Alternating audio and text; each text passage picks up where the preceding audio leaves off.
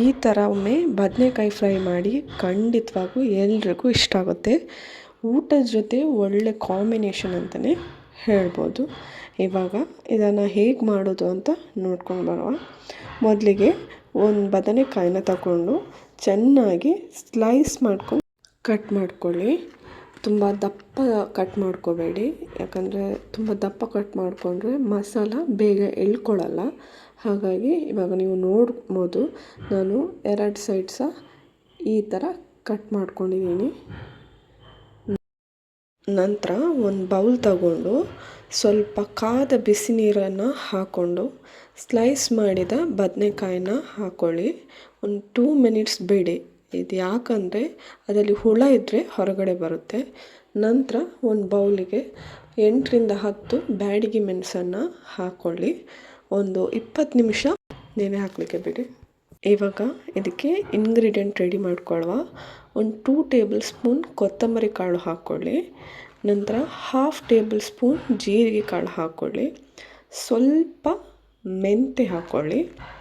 ನಂತರ ಒಂದು ಸ್ವಲ್ಪ ಹುಳಿ ಹಾಕ್ಕೊಳ್ಳಿ. ಅದಕ್ಕೆ ನಂತರ ಒಂದು ಸ್ವಲ್ಪ ಅರಿಶಿನ ಪೌಡರ್ ಹಾಕ್ಕೊಳ್ಳಿ. ಒಂದು 7ರಿಂದ 8 ಬೆಳ್ಳುಳ್ಳಿ ಹಾಕ್ಕೊಳ್ಳಿ. ಅದಕ್ಕೆ ಸಣ್ಣ ಶುಂಠಿ ಕೂಡ ಹಾಕ್ಕೊಳ್ಳಿ. ಕರಿಮೆಣಸಿನ ಪೌಡ್ರು ಹಾಕ್ಕೊಳ್ಳಿ. ನೀವು ಬೇಕಾದರೆ ಅಲ್ಲಿ ಶುಂಠಿ ಬೆಳ್ಳುಳ್ಳಿ ಪೇಸ್ಟ್ ಕೂಡ ಯೂಸ್ ಮಾಡ್ಕೋಬೋದು. ಇವಾಗ ಈ ಮಸಾಲನ ಎಲ್ಲ ಗ್ರೈಂಡ್ ಮಾಡ್ಕೊಳ್ಳುವ. ನಾವು ನೆನೆ ಹಾಕಿದ ಮೆಣಸನ್ನು ಹಾಕ್ಕೊಂಡು ನಂತರ ನಾವು ರೆಡಿ ಮಾಡಿಕೊಂಡ ಇಂಗ್ರೀಡಿಯೆಂಟ್ಗಳನ್ನು ಎಲ್ಲನೂ ಹಾಕ್ಕೊಳ್ಳಿ. ಇವಾಗ ಇದನ್ನು ನುಣ್ಣಗೆ ಪೇಸ್ಟ್ ಮಾಡ್ಕೋಬೇಕು. ಅದಕ್ಕೆ ರುಚಿಗೆ ತಕ್ಕಷ್ಟು ಉಪ್ಪನ್ನು ಹಾಕ್ಕೊಳ್ಳಿ, ನಿಮಗೆ ಎಷ್ಟು ಬೇಕು ಅಷ್ಟು. ನಂತರ ನಿಮಗೆ ಕಡಿಮೆ ಆದರೆ ಪೇಸ್ಟ್ಗೆ ಮಿಕ್ಸ್ ಮಾಡ್ಕೋಬೋದು ಉಪ್ಪನ್ನು. ಎಷ್ಟು ಬೇಕೋ ಅಷ್ಟು ನೀರನ್ನು ಹಾಕ್ಕೊಳ್ಳಿ. ಹಾಕ್ಕೊಂಡು ಚೆನ್ನಾಗಿ ಗ್ರೈಂಡ್ ಮಾಡ್ಕೊಳ್ಳಿ. ಇವಾಗ ಗ್ರೈಂಡ್ ಆಗಿದೆ, ನೋಡ್ಕೋಬೋದು ನೀವು ಪೇಸ್ಟ್ ಯಾವ ಥರ ಬಂದಿದೆ ಅಂತ.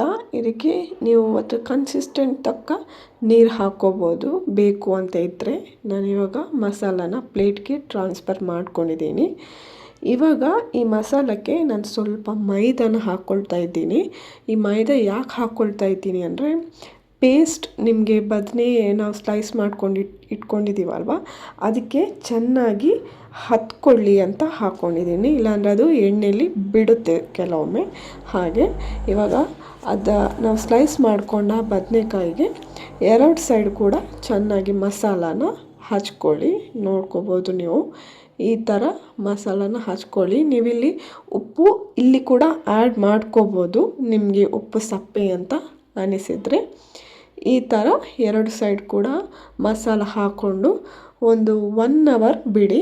ಇವಾಗ 1 ಅವರ್ ಆಗಿದೆ, ನೋಡ್ಕೋಬೋದು. ನಾನು 2 ಸೈಡ್ ಕೂಡ ಹಚ್ಕೊಂಡಿದ್ದೀನಿ.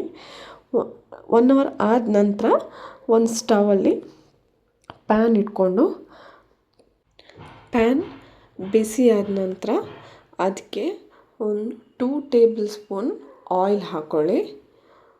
ನಾನಿಲ್ಲಿ ತೆಂಗಿನಕಾಯಿ ಆಯಿಲ್ ಯೂಸ್ ಮಾಡ್ತಾಯಿದ್ದೀನಿ. ನೀವು ಯಾವ ಆಯಿಲ್ ಕೂಡ ಯೂಸ್ ಮಾಡ್ಕೋಬೋದು.